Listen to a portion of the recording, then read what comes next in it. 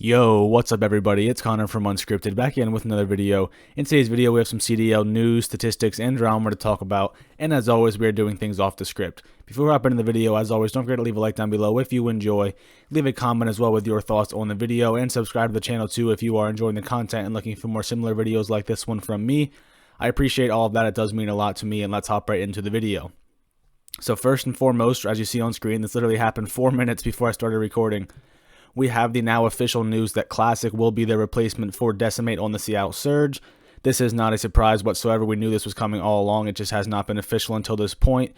He's reuniting with Octane. They played together for a while before. I'm not sure if he played with the other Seattle guys before in his career, but he's an SMG who, you kind of know what you're going to get. He's not really going to be a game changer either way. He's not going to make them worse. He's probably not going to make them much better. He's just sort of going to be there. He'll play by the book. You know what you're going to get from him, and it'll just see if he can help them get some wins, because Champs is pretty much out of the question for them, but they can, get some wins and at least be a little bit more respectable than they have been recently. So he'll help out in that regard. I don't really see him being much of a needle mover, but that is official now. Classic is on the Seattle Surge, and we will see how they do in Stage 4. It cannot get much worse, so let's see how they do. Moving along, we have some results from yesterday's AllStar Weekend. So Abizi, unsurprisingly, won the 1v1 challenge. Last year, Celium won it for FaZe, so this year they now have 2 in a row with Abizi winning this tournament. He was able to defeat Dashy in the finals. Dashy got there by beating Hydra in the semifinals, and Abizi beat Envoy in the other semifinals. So, those are probably, I think Abizi, Hydra, and Dashy might be the top 3 gun skill players in the league right off the top of my head. I mean, just so much talent among those 3 guys. Envoy beating Simp might be a little surprise to some people, but, not really. Envoy is a phenomenal player. We know that. And it's also, it's not like they're trying so hard or anything. It's just a fun tournament. So it doesn't say, much, but it does make sense that these were some of the finalists, because, Abizi, I think, is the best player in the world right now. I think just in terms of pure gun skill and talent, Dashy is not far behind him, so not at all surprised to see those 2 guys in the finals. And Abizi was able to pretty convincingly come out on top in that one, but a fun tournament for sure. Got to see some good trash talk and some good memories being made by the players. We also had the 4v4 with Chance's team being able to beat Nameless's team in the finals of the tournament there. Abizi, Dashy, Methods, and Envoy were able to take down Hook, Octane, Simp, and Hydra of Nameless's team. I mean, no surprise. I did think they were the best 2 teams by far. Good to see Methods back in there getting some wins, even though they don't really mean anything. He was trolling on Twitter a little bit, saying about how he's a champion and all this. And Octane was trolling too, saying about how his team finally made a grand finals, but he fell short, joking around about Seattle Surge's lack of success so far this season. So it was a good time, good games. The casting was fun. Everything was fun. It was good to watch. I'm happy to see we still had some enjoyable Call of Duty to watch, even when there was not official matches this weekend. It was fun. It was a good time. And, everybody, it was fun. That's all there really is to it. Now moving on to something a little more interesting to me. Lion Man is releasing his cards right now before Stage 4 starts, as we know, like he does at the end of every stage, and he released Optics cards yesterday. And here are the rankings. So Envoy coming in at the highest from the team. Scump 82, Formal 81, Dashy all the way down to 75. So I'm a little bit surprised to see Envoy in the top of the statistics. This is just statistical. This is not like his opinion on who's the best. This is strictly based on numbers, because I do think Scump was their best player in Stage 3 over the course of the entire stage. Of course, Dashy was probably their best at the major, but Scump is just at the point in his career where he's going to make plays that are going to go unnoticed in the stats. That's the way it's going to be. He has been really good in search. You can see, I know it's a little bit blurry, but his search numbers were pretty good there in the middle row. They're in the green and the silver, so that's good news for him. But, Envoy, he had a good stage too. He struggled a little bit when they all kind of struggled towards the end of group play, but he had a good major as well. Formal didn't have a good stage at all in search. That was his big letdown, and that's what it is. He had a really good stage in control, but his search kind of let him down, held him back a little bit. And then Dashy, he had just bad numbers throughout the stage.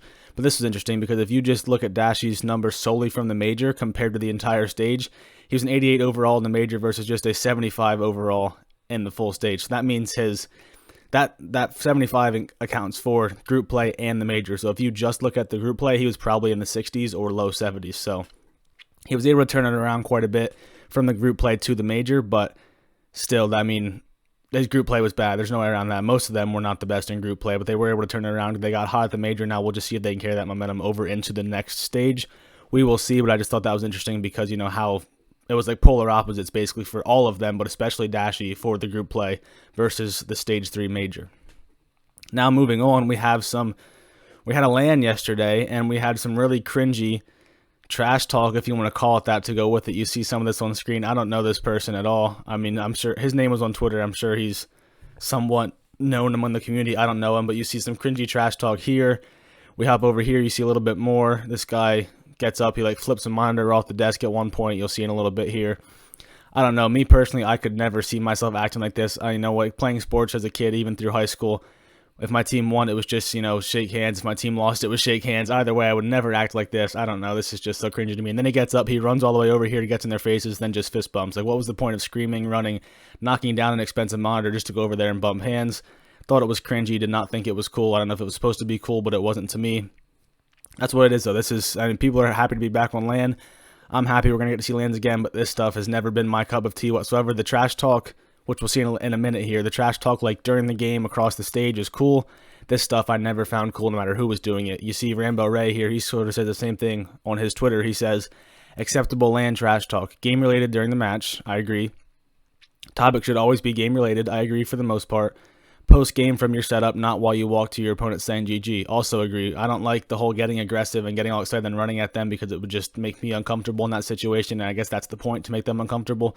But even like back in the day in Ghost, the complexity trash talk, I thought that was even a little bit much sometimes. I don't like the whole getting personal thing.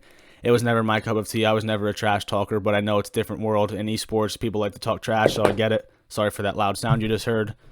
The fans like it, the players like to do it, at least some of them do, so whatever. And then Ray also says, P.S. you don't have to stoop down to your opponent's level if they decide to be weird/immature. That's another thing you can see in one of these videos. One of the guys that was getting yelled at just sort of sticks his hand up, hoping to shake hands and maybe calm the guy down. That would be me in that situation too. I would not start yelling back, just like, get me away from this guy. But I know I'm not a competitor in Call of Duty, so I don't know what it's like to be on that stage, and I never will. So it won't affect me, but it's just my opinion on the thing, and I was happy to see that other people thought this was weird too. I'm glad to see I'm not alone, and people who did compete at the highest level also felt similarly to how I felt about this. And finally, we have some Challengers news. So the Challengers Elite Qualifiers was over the weekend, and the 8 teams are now determined for both Europe and NA. On the European side of things, we have Amelia Strays, Elevate, Orglis, and MV3. They were the 4 teams who returned from the previous stage. They placed top 4 in Season 3, so they automatically qualified for Season 4.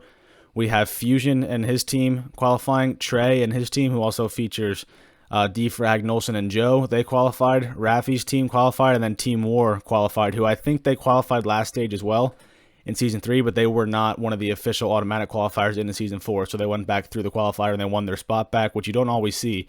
As we'll see on the North America side of things, that's not always the case. A lot of these teams that have to requalify end up not qualifying, but in this case, Team War did, and they joined the field of 8 over in EU. I'm definitely excited to see how Trey and his team do. Zero, phenomenal player, one of the best players in all of Europe. And I mean, there's just some good teams. Amelia Strays is a good team. Elevate, Orglis, this is just really good talent over in Europe. It's so fun to watch. And I think if you don't watch European Challengers, you should watch more of it because it is a really good time. And so is North America Challengers. I mean, by no means are they any worse. It's also fun to watch this. So here are the 8 teams for this one. Hopefully you could see that all in the last screen. I think you could. If not, I will just scroll down for you really quick so you can see the players. Sorry if I didn't scroll down far enough. And here is North America. So we have UT Crew, Easter, Built by Gamers, and LIG Academy. They were the 4 teams to qualify from last time. Then we have the team of Zinx, Zed, Decimate, and Fellow. No surprise to see those guys qualify. Fellow has been phenomenal in Challengers all year. Decimate was really good in Challengers 2 before he moved out to the Seattle Surge. Zed now officially not playing with, I guess he's not playing with any London anymore. He couldn't have been playing in this, so I guess that means Afro is officially now in their starting lineup, but they qualified, no surprise. Zyrol, Archives, Ramby, and Perform, they qualified. I know Ramby's team, I think it was the same team. They had some success maybe at a cup earlier in the year. I don't think they were in Elite yet, though, so good to see a new team there. Mock, Jintroid, Yuli, and Hollow also qualified. Again, not a huge surprise to see a team that includes Hollow and Jintroid qualify for this. And then finally, Brack's team featuring Ruiz, Spoof, and 2 Real also all qualified. So that is the 8 teams for this side. The field looks different this time. There's no New York Subliners Academy team, and I'm forgetting, I guess there's no Wester anymore because they're not really a team anymore. They might have had a team that didn't qualify, I'm not even sure, but Parasite's team did not qualify either. UYU did not qualify either. They were very close. They came down to like a last second, almost diffused, like fractions of a second off from qualifying. So there was a lot of drama in this one. And, we see some new teams, some new blood in there, and we'll see how it goes. I think for sure Easter are the favorites, though, until someone proves otherwise. They've just been phenomenal. They've clearly been the best North American Challengers team and probably the best Challengers team in the world. So I would expect more of the same from those guys until somebody proves me wrong and knocks them off. So we'll see how that goes. that's going to do it for this video. If you enjoyed, don't forget to leave that like down below. Leave a comment as well with your thoughts on what we talked about today, and subscribe to the channel as well if you enjoyed the video and you want to see more videos like this one from me in the future. I appreciate all that. It does mean a lot to me and helps me grow the channel, which I am seeing more growth lately, so I really appreciate it. You know, it means a ton to me. I hope you enjoyed the video. I hope you have a good rest of your day today, and I'll talk to you guys in the next video.